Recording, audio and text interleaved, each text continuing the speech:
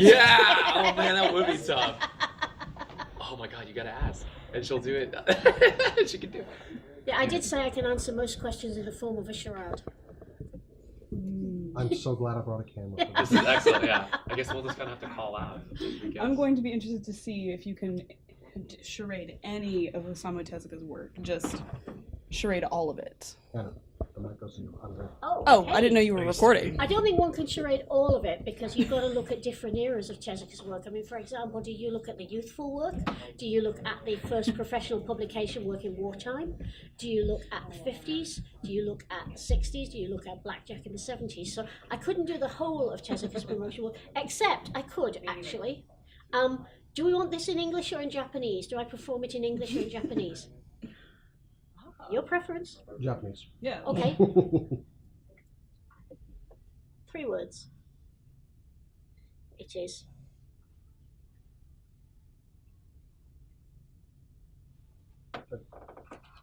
So, have we got that? 3 words. It is a book. It is a TV show. It is a movie. First word. Sky. Roof. Ceiling. Sounds like roof. Sounds like sky. Sounds like sky. Hi. Okay. Second word. Tiny. Small. Not small. No. Oh. Small. Deny. Small. A little, tiny, small. Tiny word. Oh, tiny word. Okay. Yeah, sorry. Sorry, in Britain we meant that tiny word. No, tiny word. That's. No. Third word. That's 2 syllables as we do it. First syllable. Toe. Second syllable. Sounds like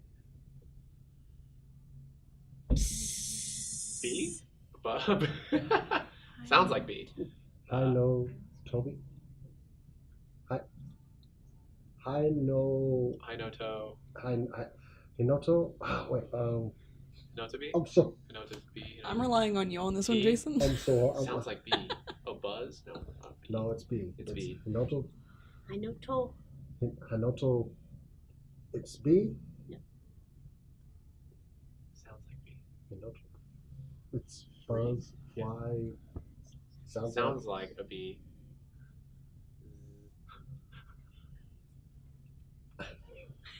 Me? Do you want to give up? Yes. Hinotori. Oh. I could have done just done the whole thing. I should have done English. And done. I tried to be. You tried to. Yeah, you went I tried to be hard tough, mode. You went hard mode. What? I should know. Japanese charades are more difficult. I'm half Yeah, Japanese. I 'cause- should know this. So. Yeah, I don't do it well enough to do it on meaning, so I just do it on sound. So that makes it awkward. Anyway, Tezuka awesome. charades. You're right. A perfect way to start any interview. Yeah, it breaks the ice. Exactly. It's ruined so many dinner dates. Just kind of just put a big brakes on the whole thing. Like, what do you mean? Tell me what. Say what you mean. I don't understand. I don't know ASL. It's not ASL. It's charades. Ah, I'm still screwed. Yeah, I'm sorry. it's yeah.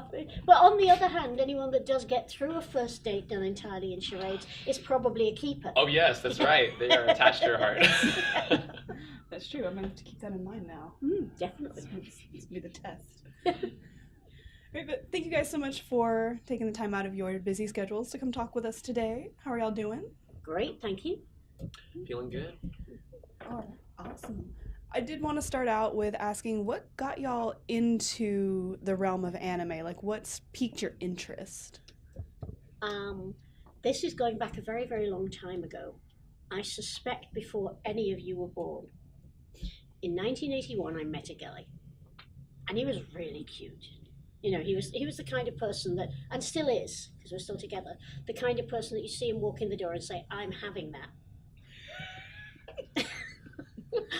And he just got back from a graduation trip. He was an illustrator. His degree was in illustration and fine art, and he and 5 of his art school friends had gone on a graduation trip to Europe. They'd gone to Mallorca, which is a Spanish island, offshore Spanish island, and Mallorca, being part of Spain, has had anime and manga since the early 70s in Spanish translation. And one night, these guys were sitting in the hotel, kicking back with a pile of cheap foreign beer, you know, the way you do when you're on a graduation trip. You all remember that? And turned on the TV, and it happened to be a Japanese giant robot marathon. All dubbed into Spanish, which none of them spoke. But they were all illustration graduates, and they'd never seen this sort of stuff before, and they just were blown away by it. And they sat up all night watching TV. And as soon as the shops opened, they were out scouring the town they were staying in for manga in Spanish and the odd video, because we were back in the days of videotape back then, and toys. And this was in the summer after they graduated, the summer of 80. And I met Steve in November of 80, and we got together in early 81. And he said, come meet my parents. You know, the thing you always do. So I went round to his place and met his mum, and she fed me and gave me tea and asked me lots of probing questions, the way parents of much loved younger sons do for people who come visiting. And then he said, come see my room. And he showed me all his giant robots. He said, these came from Spain, but they're really Japanese. And you know, I can't find anything else out about them. I can't find anything out about the shows or anything. And I said, that's weird. And at that time, I worked for the National Library, the British Library. So I had all the research facilities that you could get at the time at my fingertips. So I went into work, and about a week later, I went back to him and said, you're right. There is no information in English whatsoever about Japanese animation.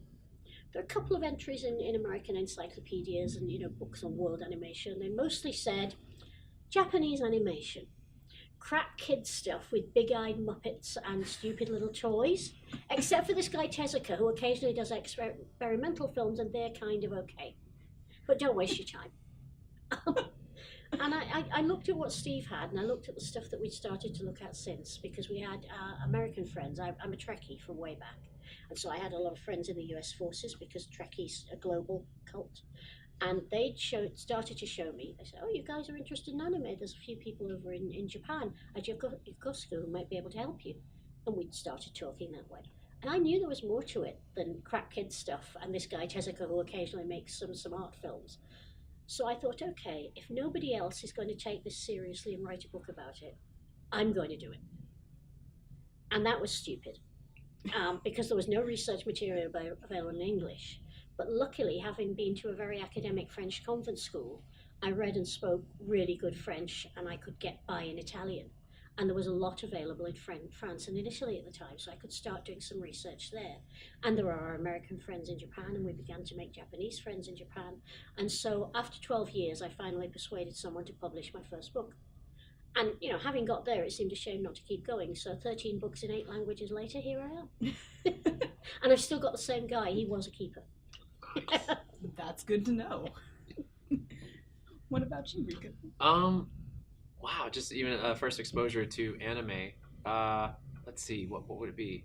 There's the first thing I thought of when you asked that question was being in the top bunk of my bunk bed, watching a movie that my brothers were watching that I wasn't allowed to watch because I was 11. I was too young to be watching this show. It was an anime, and the anime was Ninja Scroll. Oh, you were too young to watch that show. Now, Yes. mind you, I hadn't the exposure to anime I had up to this point. I think I maybe saw. I was familiar with the art style. It was so interesting and quirky. I knew like the kids that were into it were like very like really into it, and I was like, oh, I don't know if I can really like enter this realm because I don't know enough about it, you know, and so I don't want my ignorance to show, so I just kind of like looked at it from afar. But my brothers were bringing home these VHSs from the library back on tape, because everything's on disc, and anyway, on the interwebs floating in the ether. I watched some of this movie, and they told me, like, I remember distinctly, my brother looked up at the bunk bed. He's like, "Rico, go to sleep." And I'm like, "Okay." I'm like, "Okay." It's like I roll over, and then like in the middle of the night, I start watching, and there's this scene where Tasai throws his double-bladed scythe through the forest. It chops down these trees. The sound of it, all the splintering, the cracking, the ninjas just getting eviscerated, their bodies slamming, hitting the ground. One really brilliant shot that stuck with me since this day has been a head hitting the ground, and then the blood like and splattering all over his face, just looking directly into camera with like, it looks like this. He's like, and the blood goes. I was shocked, to say the least, as a 11, 12-year-old. Scared a little of it, because I'm like, what on earth is all this? But I was so drawn in by the story of the main character, Jubei, and I wanted to know. He has this cool fight scene where I'm like, how's he going to beat all these monsters? There's no way that he can beat all these demons, right? And I'm so curious about their powers. I wanted to know all about these characters and what they could do. I forget how many bad guys there are, but Jubei ends up taking out pretty much all of them. It's kind of like the Peter Jackson scene in King Kong, where it's what, another T-Rex? Yes, there's another. I only thought, how can there be another powerful bad guy? Anyway, and Tasai is this big rock monster, is horrible, but Jubei is able to take him out with the help of, I believe Kagome was her name, and she's a Konichi, female ninja. And I remember just learning the vernacular, the language, and being so drawn into this story. Is not a very happy ending, I guess, depending on how you look at it. Pretty sad, pretty solemn ending with these fireflies that are glowing, and the music playing at the end. I still remember it so distinctly. It burned into my memory. My brothers kept bringing home anime. Watched. So after Ninja Scroll, I watched Akira. Yeah. Oh goodness. Yeah, I didn't get no Ranma, no soft guys, nothing like squishy soft stories. This was like hard anime to watch. And in Akira, I remember all the people running at the bridge at the protest, and they shoot the military shoots the laser rifles at them, and it just cuts them apart. I remember thinking, like, my gullet rising as a 12-year-old, going, what is this? And Kaneda and Tetsuo, cowards inside me, like all this stuff, and my little mind, I don't know what happened, but at that moment I remember thinking, this is such a captivating medium, and I love it. I tried asking my parents, like, hey, could I like maybe get this or get that? And I was like, no, absolutely not. We don't know what that is. You can't. You're not allowed to. No, don't do that. But then once in high school, and I got a job, I started making money. I was like, I'm gonna start getting my own animes and get my own things. And the series that was the gateway for me to like understand falling in love with anime, and I guess in a kind of roundabout way guided me to where I am right here in front of this camera with you guys today, was Evangelion, Neon Genesis Evangelion. It's the writing, the music, the philosophy, the character work, everything in it just spoke to me. And I wasn't even gonna be an actor. I didn't know I was gonna be an actor. I just loved the stuff, and I never intended to become a voice actor ever. I still kind of just sometimes like brushing my teeth. I'm like, man, this is weird. And I'm like doing this, because Chris Sabat, who plays Vegeta, I'm like texting him like, hey man, yeah, blah blah blah, and I'm like, man, I was listening to you, scream, throwing Kamehamehas all over the place when I was a kid, and here I am like working with you now, and it's a small world. But that was, sorry, I kind of started going down the rabbit hole, but that was kind of the story, was hanging out with my bros. Secretly watching anime from my top bunk. Yeah. And if your parents had found out, they would have been in so much trouble. They wouldn't have. I was raised by my father. He would have been like, "What is this?" If my dad saw whatever we were watching, he would just like turn that off, breaking the cassette, which is so funny that people, I feel, have that reaction to it, because it is so foreign, and they're like, "What is this? Is style of animation so unique?" And I'm sure my father has never, he's bell bottoms, 70s kind of age, like, I don't know what that is. I don't know, that is not cool. Well, but back in the day in Britain, when it first started to come in seriously, which was by about 1991, Akira was released in the UK. 1990, it had toured in a festival, and I'd actually shown it illegally at a convention. I did the first British anime convention screenings, and Akira just blew everybody away, and they actually asked questions about it in our parliament. Members of parliament became concerned that this violent Japanese anime entertainment which they called manga entertainment at the time, because manga entertainment was set up in Britain. And they said these violent manga movies are going to corrupt British youth. Mm. And at that time, even quite serious critics in newspapers who did, film and TV, not this Japanese animation junk, they thought that all anime came from one series and that they were all about sex and violence and drugs and exploiting teenage girls. And of course, seeing that on the front page of literally every newspaper in Britain, every kid in Britain was saying, yeah, give me some. I cannot wait to give me some anime. Wow. And at the time, I and the few other people that actually knew a little bit about it were saying, no, hold on, slow down. It's not like that. You're all completely wrong. But, telling a journalist that they're wrong is a complete waste of time because they're just not going to listen to you. So. I actually had a question because we're talking about the history kind of, and you're talking about when it was barely anything out there. But what do you think was the catalyst? Because I remember watching maybe Battle of the Planets as a kid, and it was always horribly dubbed, kind of cut wrong. It wasn't the original material. To maybe a shelf on the video store. One shelf has anime, and I've seen all those videos on there. To when I'm in the Navy and I'm buying DVDs of Trigun and forcing my crewmates to watch the series because I'm watching the whole thing. I don't care what you guys want to watch. And getting them into it. But what do you think was the catalyst when we've gone from something that we could barely get to now we're having big conventions about it? There are stores and just you can get everything. You can pick it up in Target. Exactly. It's crazy. What lit the spark? For me, there've been, certainly in Britain and looking at America, because we got a lot of American friends quickly, I set up a magazine, Anime UK, devoted to anime, and it's sold all over the world. It's sold in Japan, and ran it for 6 years. And we saw 3 or 4 waves of companies coming in, companies buying a lot of anime because it was the trendy thing, then not getting the return they expected and getting out. So anime kind of rose and fell, rose and fell. It was like surf falling for a long time. But to me, the 2 things that made the biggest difference were cheap and readily available broadband. That made it possible to stream anime. And illegality is a bad way to start, but it made it possible for people to get hold of a lot of anime, and they wanted it.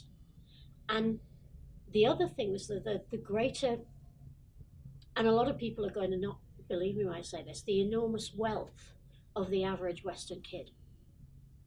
Most kids think, I'm so poor. My parents give me an allowance of $30 a week. That's nothing. My grandma can be relied on to give me a 20 when she drops around. I've got a paper round. I've got this job. I'm so poor. But the reality is that any 13-year-old probably has in his or her room a computer more powerful than the one that sent men to the moon. Every 13-year-old teenager has access to a rapid broadband connection. Every 13-year-old teenager has, maybe not an iPhone, but something that will do a very respectable job. So you might be, as a lot of kids that I knew when we started up in Britain were, the only kid in your small industrial town who actually knows about and likes anime. But now it doesn't matter, because you just go online and immediately you've got a family of 5,000 people that love the show that you love and love the things that you love and are really into it.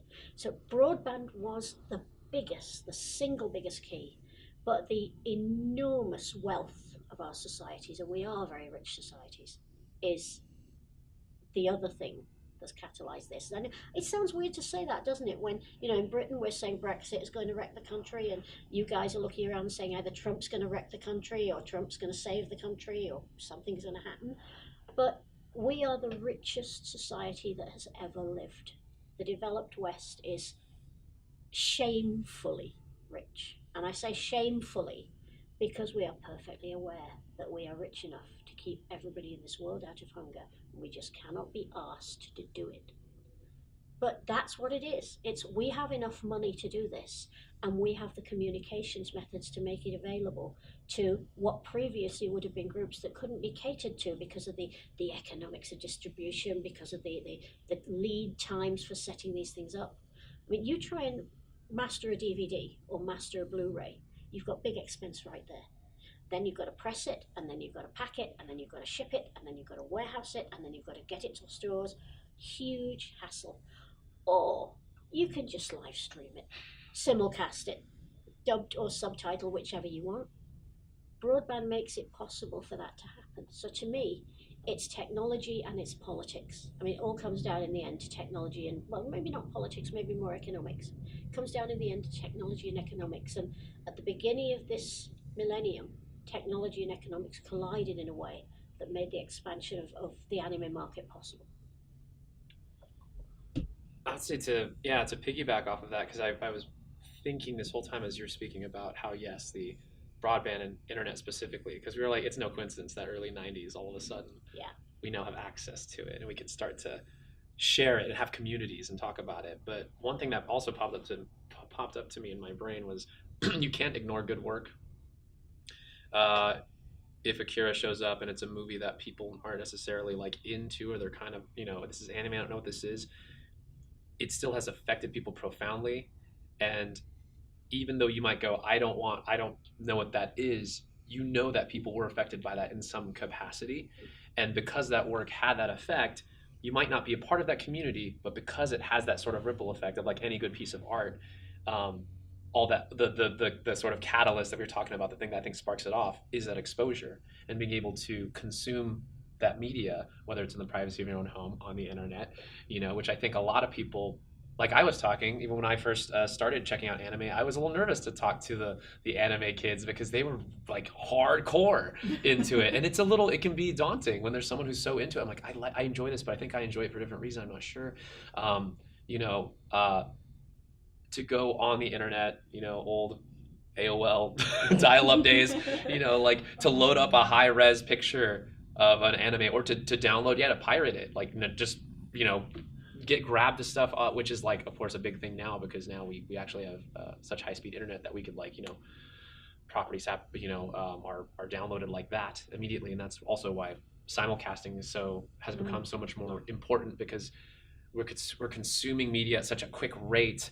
The only way to, I think, make it a viable source of to market it well is to be like, here's this next new thing, kind of like Netflix, like here's the next new show, here's this next new show, look at the new thing.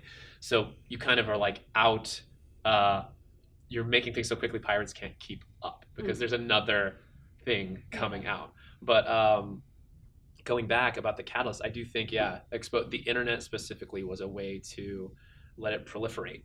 And I already loved it. It's kind of weird to say about before the internet, dial-up times when it's it wasn't really out there all the time. But I remember pals downloading shows, waiting after watching Evangelion together, waiting on the next episode, what happens to Shinji? And my buddy's like, I got someone has a DVD or has a CD at school. We don't know where it is. It's the one special disc that someone's got. We gotta get it because he's got the episode, and it's all it's dubbed in Indonesian, whatever. It's we gotta get this special codec to run it because it was region 9. I don't know, something really. But we went to those links. Yes. We hacked the crap out of a ton of programs, guys. And that's what makes, by the way, kids get good at computers is the necessity to want to get the thing and not have the money to do it. Yeah. So even though we are, I think, a little bit entitled with our sort of Western sort of economy, I will say the power of art like that, where it is, I want to know what happens next in this story, dude. I'm gonna jailbreak this program open, and we're gonna watch this anime together. So I say thanks, and thanks interwebs. Thanks for that. All right, just because y'all said that this would be a hard question to answer earlier, I need to know, what would you say are your top 3 favorite anime? So hard. It is very hard because, and everybody knows, every season there's something new and you see something beautiful and you think, I love that, I really, really get that. That speaks to me. So your top 3, and also there are anime for moods, aren't there? There are shows you watch when you're feeling good, and you put Totoro on when you feel warm, fuzzy, and mushy, and you put things on when you're feeling really down and dismal, and you have a friend round who's had a really bad time, so you think this is just the show to cheer you up. So there's different favorite anime, but my number one, from the moment I saw it in a fairly cheap grainy copy on my recently purchased horrendously expensive multi-standard video in my living room in London in 1989, has been My Neighbor Totoro. I have never seen a greater film than that. Leave aside anime. In my opinion, that is the greatest film ever made. And the reason for that is because it approaches the concept of death and loss on a child's level. And it lets death be front and center without ever personalizing or demonizing death, which very, very few Western filmmakers ever managed to do. It's a fabulous movie. Every time I watch it, I feel better. I feel a better person for watching Totoro. And everyone I show it to, from my 3-year-old niece who saw that Japanese dub with me and had no Japanese, but got the story and could paraphrase the story to me, to highly intelligent multi-degree college professors, to a 92-year-old friend who watched it with me. Everybody gets it. Everybody loves it. So Totoro, for me, number one. Someone asked me this question a while back on Facebook, not so long ago, to put my top 10 films together, and I was thinking it would be so easy if it was just top 10 anime, but of course it isn't. Number 2, as far as series go, I absolutely adore Legend of the Galactic Heroes. I've been a Galactic Heroes fangirl for forever. And it's partly the fact that it starts off with one of the most beautiful relationships between two men in the whole of anime, and then breaks that relationship right at the end, and I won't put in any more spoilers than that in case anybody yet hasn't seen it, and then carries on letting that relationship be the major influence on one of the key characters. It's just so powerful. And also it's great to see battleships in space doing what battleships in space would do, which is going really, really slowly. These big, majestic, operatic fights. It's fabulous. Third one is really, really difficult because now I've not got many places left, and I will cheat and I will tie 2 of them. One of them is Mobile Police Pat Labor. Yes. Griffin, Ingram, which is hotter? It's just so hard to decide. But that whole show is just, the original video series is great, the TV series is great. I have less of a soft spot for the movies, but you know, the whole Pat Labor experience is just fabulous. And if you want a show for someone that doesn't really get anime, but that loves cop shows, you can say, okay, how would you feel if we were doing a cop show, but instead of cars, we had robots? And you can kind of get them into it that way. And tying with that for me is Shoji Kawamori's great Vision of Escaflowne, which I think is a truly magical work, and also has one of the best Yoko Kanno scores ever. Best Yoko Kanno scores ever. So that would be my top 1, 2, and tied for 3. Oh man, top 3 anime. That is hard. You really do. It's like an album. You want to put on a different thing for a different mood. You want me to choose a best Beatles track? Come on. Yeah, it's so funny because I just was talking about Evangelion. That's, huge, but then it doesn't make my top 3. And I say that because when I think about the movies that I watch a lot, I rarely buy like collectors or whatever things, especially now that I work, a lot. I get copies, fortunately, of the things. Yes. Like, this is the thing I was in. It feels a little masturbatory to watch my own work sometimes. Like, but it's still cool to watch it because I like to think there's some scene work in there. But when I think about the anime that I will watch and rewatch over and over and over again, because Evangelion will kind of take it out of you. It can take it out of you. Yeah. It will be number 1, Ghost in the Shell. That anime, the music, tremendous from the opening, the visuals from the opening, the fight scenes, everything's so just stunning and shocking. And it's Makoto Kusanagi, right? Is that correct? Yeah. Yes. Major. Her character, there's something very interesting. I got to an argument / friendly artistic battle with a friend about the new Ghost in the Shell movie. Everyone has their own opinions about that, but I'm very passionate about Ghost in the Shell, and particularly the idea of the synthetic, having a spirit inside of a machine. Yeah. The disidentification sometimes that a multiracial person can have, being whether you are not black or white or brown or yellow or whatever, I think, to me, when I watch Ghost in the Shell, is very similar to the experience that Major has in trying to find herself. I was trying to really lock that in when I was trying to explain to my friends why I'm so in love with that show. And I think it is because, in fact, that as Major is trying to figure out who she is, what her spirit was, people kind of tell her, oh yeah, I was, your mother, I was your sibling, or I was this to you, or I was that to you. And she's just she has her job as this incredible, fighter can do just about everything. But it's the personal relationships with Bateau and all these interactions where she is sitting there drinking this beer existentially on a boat. You guys remember that scene where she's sitting with Bateau? She's like, I'm drinking this, and my body metabolizes it faster, so I can't get drunk. And just kind of the philosophy of that, of thinking like, this is my body, but who am I really? Yeah. Who am I really? That's I feel what that anime constantly is asking. Not what the world is telling you. Because when she kicks down the door and you see this sexy robot, all the human men are like, oh yeah, lasciviously looking at her, blah, blah, blah. But she's like, that doesn't even clock on her range because she's not that. She's something else. So that show to me asks some very valuable questions about identity. Who are you really? Is it what people see in you? What is that ghost? What is that ghost really? God, I just love that show. It's really beautiful to explore and ask that question of yourself of who you are really.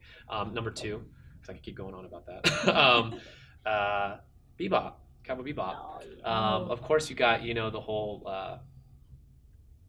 bell peppers and beef, Jed.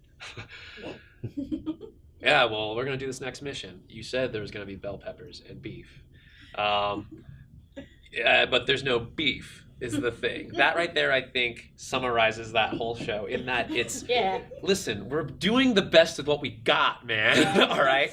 We're just a ragtag group of people that end up becoming family in the strangest way. We never say it, and it only comes in these beautiful little moments in the scene work between the characters where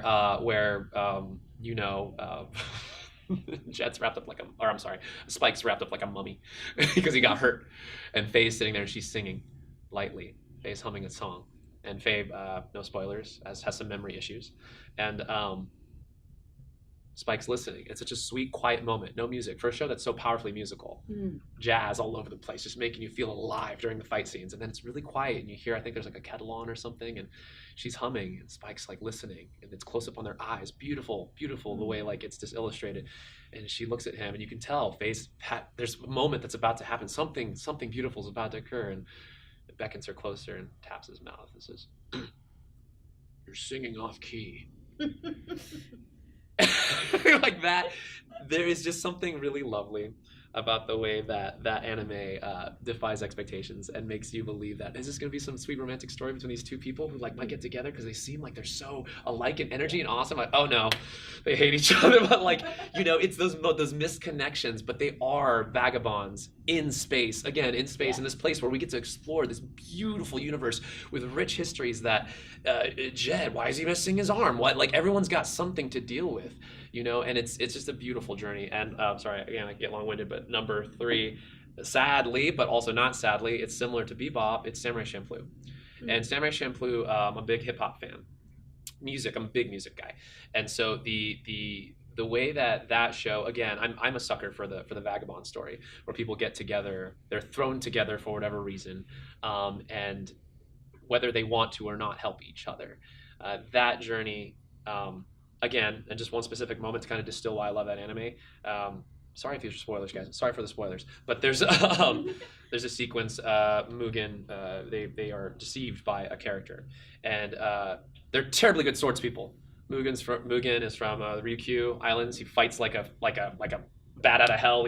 He's his unpredictable movements, right? He's just catching everyone off guard. Gene, his yin to the yang, very collected, very focused, master swordsman.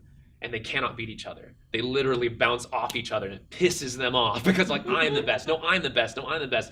And they tell each other, I'm going to be the one to kill you. There's a promise in anime that's made very I will be the one to do that. Gene is out of the picture at this point because he gets injured. Mugen has a conversation with this would-be assassin, and Mugen says, where is he? First like glimpse of concern ever for this other man who he kind of hates. He's like, what'd you do to him? Did you kill him? I'm supposed to kill him. Right? But there's underneath it this sense of love under there. That sense of like, I don't think you really want to kill him. You don't want him to die. She proceeds to fight this guy. She's a terribly, terribly good assassin, about to take out our pal Mugen, and the animation changes. The whole anime. You never see animation up close up of Mugen's face like this, where it's animated like human, like a very human. The nose, everything. These, the eye. It's a close up, and he yells, he screams at Fu, who he's treated like garbage the whole show. He's like, "Get back, run, get out of here!" Blood leaking out of his mouth. He cares in this one moment, in this one beautiful moment, this whole anime where they treat each other like ass. They're like mean to each other. This whole show, and they kind of care about each other. They get through a lot of in this where when push comes to shove, much like family, they rise to the occasion, and you see Mugen being a terribly protective, like brother, paternal figure, and it just rends my heart to watch the animation and the music and all of it come in concert with the voice acting, and it just feels so good, man. Yeah.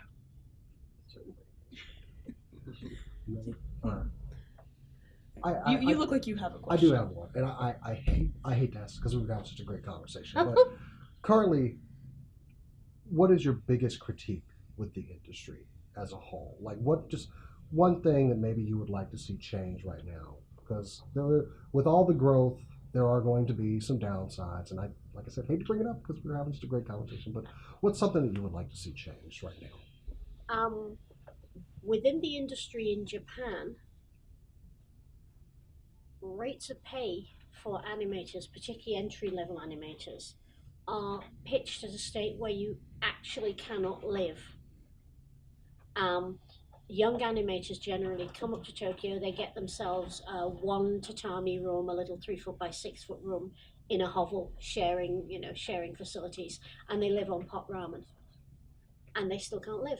The industry pays extremely low rates, and it demands extremely fast turnarounds. And the problem of karoshi, of death from overwork, has been raised recently in a new book by Toshio Suzuki. Suzuki of Studio Ghibli has a new book, and in the book he describes a scene that he says happened when the studio was having a discussion generally, and an employee who he only described by one initial apparently said, Paku-san, which is what the studio called Isao Takahata, killed Yoshifumi Kondo, worked him to death. Now, apparently there is this view that Takahata was such a hard taskmaster that Kondo actually died because he was overworked.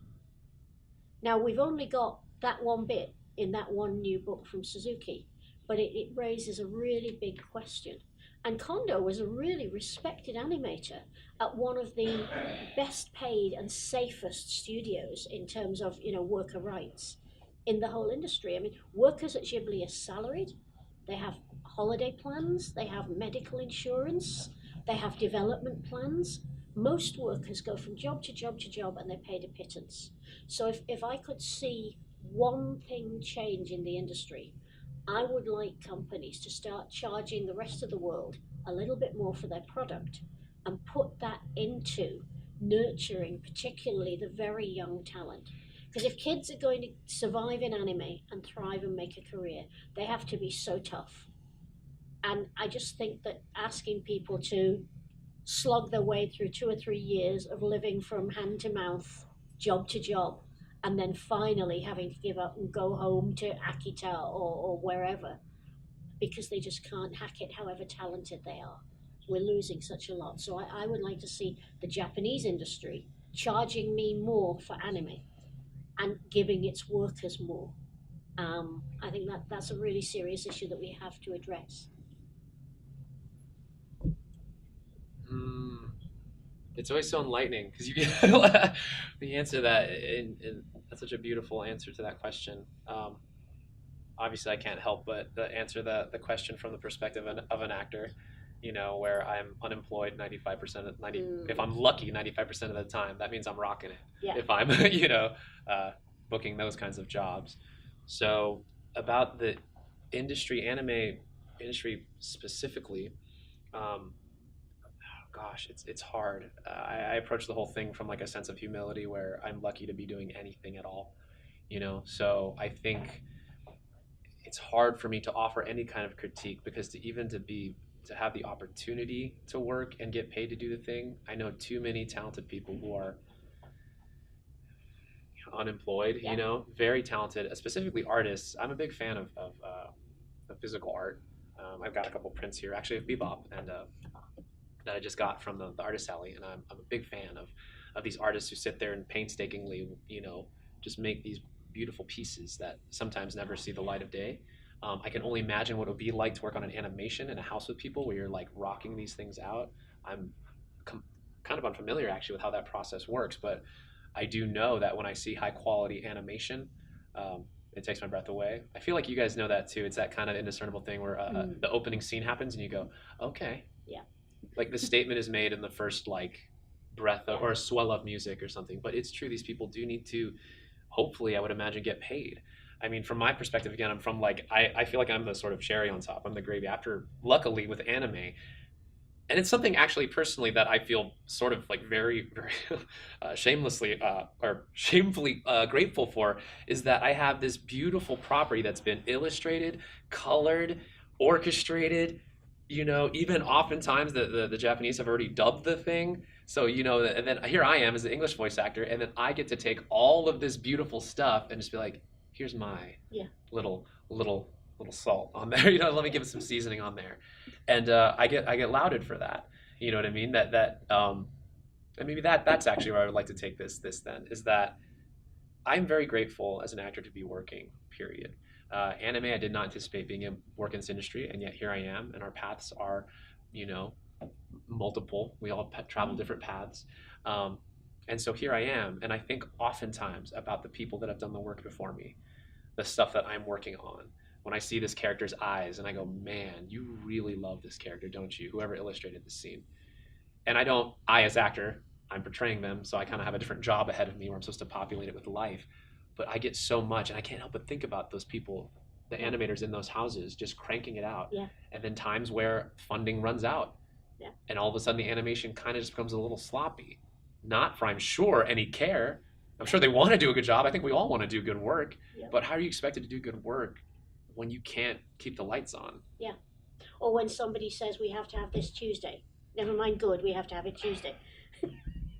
Yeah. I would say certainly the time, the was the triangle, time, money, and quality or something like that. It's like you can only have two of them. It's like, oh boy, gosh.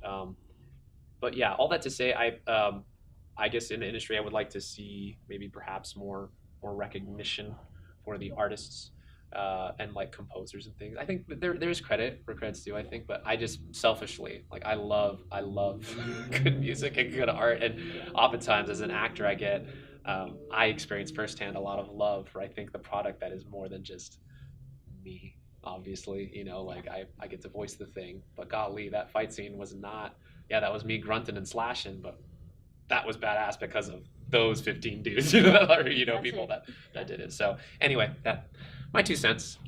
Maybe we need a bigger like Oscar event, just like fully televised with tuxedos. And Oh my goodness! If I could, I would love. I mean, like to even meet the artists. I know sometimes they're kind of quieter folks, but just a big gala for. It's a gala for art, dude. Oh, I love it. Oh yeah, that would be so cool. Wouldn't it? I would spend a lot of money. Buy everyone's art. Yeah. I'm good. I got all mine. I'm not supposed to be We actually need a decent anime museum, don't we? Yes. An anime and manga museum. We have in America or in Britain. We need a proper museum. I feel like we can do it here in Texas. We got a lot of land. We have a video game museum. Yeah. We got giant Pong. It's pretty dope. We could have an anime one in session. I mean, I'm biased. It should be here. Yes. Yeah, it totally Agreed. should. I mean, we got a ton of studios. Anyway, food for thought. It Food would for be thought. better than another presidential library, wouldn't it? You know, I think I would actually go to it. Just kidding. I'm just ding. Beep, beep, beep. Sorry, I'm just playing. Just. See, this is, I think, our last question. Pretty much. What would you say is the work that you've done that has touched you personally the most? Like, what is the most personal thing that you feel that you've created is like, yes, this, maybe not your magnum opus, but it holds a special place in your heart? Well, in terms of my own work, I'm a poet, and I'm an artist, I'm a textile artist, and that doesn't come into my anime work very much at all, but it's very close to my heart. But in terms of my anime work, I love all my books. You know, you love all your children, even the maimed ones, even the ones that you didn't send to good schools, you love them anyway. But yeah, the runt of the litter is still treasured. But 2 books gave me particular pleasure, and they were my book on Hayao Miyazaki, for which I got to go to Japan and meet him. And my book on Osamu Tezuka, which sadly was done after his death, so that couldn't happen, but I got to go to Japan, work with the people who worked with him, work with his archive. Because on each of those 2 books, the process was astonishing. Because for each of those books, every day for 2 years, I got to get up in the morning and go to work with a genius. I got to sit in their minds, explore their works, see what they'd done, work out what it meant to me, work out what it meant to other people. It was a wonderful process. The process of writing is actually really a process of rewriting yourself. Because even when you're doing nonfiction, you approach the work as yourself. It's all you can bring to the work. And you're going to inhabit and hopefully present to the world this truly astonishing individual whose work you've been trusted to look at. So that was an astonishing experience. And if you can do one book like that in your life, you're lucky. I've already been able to do 2, working on a 3rd, and there's the possibility that I'll get to do a 4th. So that's really the best achievement of my life in anime, in terms of what I've grown through personally the most. Well, I would say that the magnum opus. I think about like the best work is always yet to come. It's always, in my opinion. It's always the next. There's always the next thing. But when I reflect on something that really has stuck with me, and it's happened a lot. People have been saying it a lot during this convention. Grimgar of Fantasy and Ash, or Ash is an Illusion, as it's been called. I got to be the protagonist in that. His name's Haruhiro, and it's a kind of RPG-ish. People are dropped into this game. They don't know who they are, what their identities are. Again, pretty relationship-intensive thing. We're trying to figure out what your function is in the party.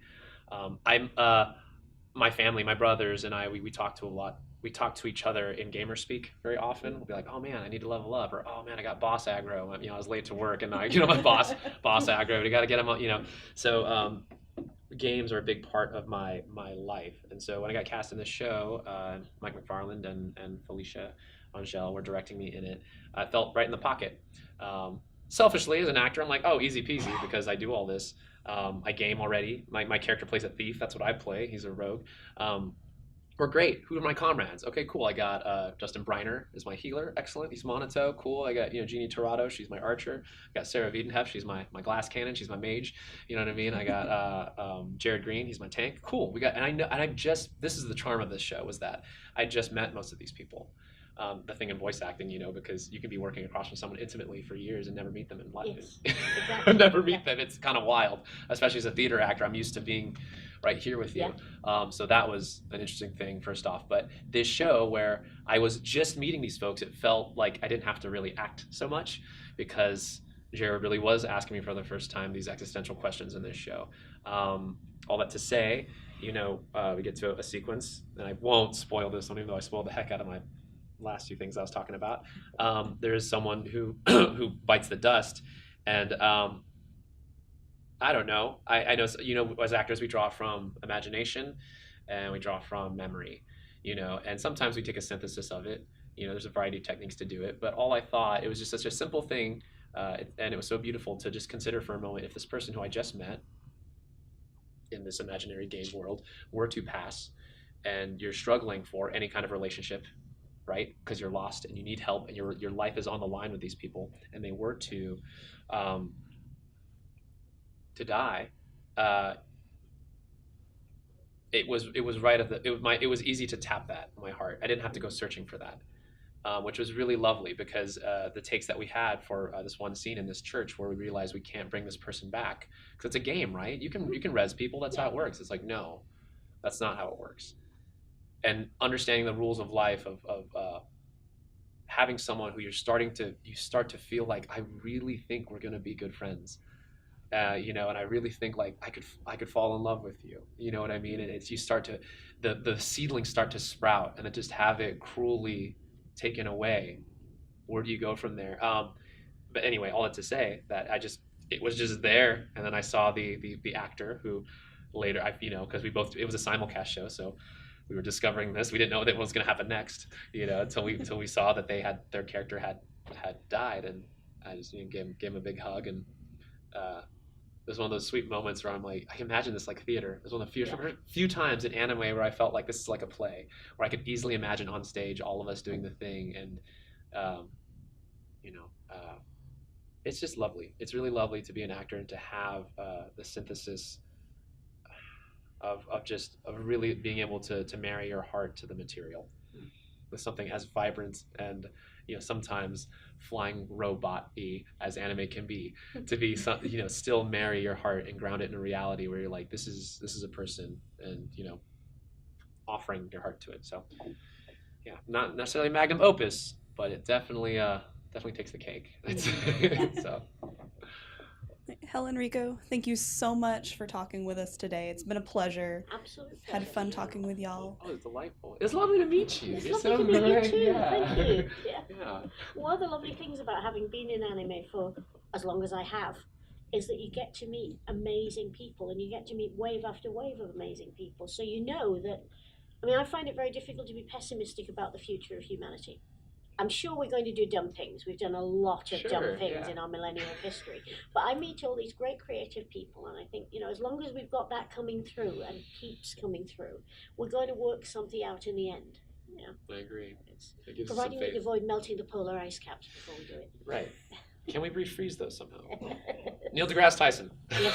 help us out. Smart people should be president. Can smart people Can we look Be- Neil deGrasse Tyson I'm just as saying. president? Just put it out there? Yeah, I'm yeah. but a humble actor, but Yeah. smart people. We can you need tell us smart something? people. Yes. Amen to that.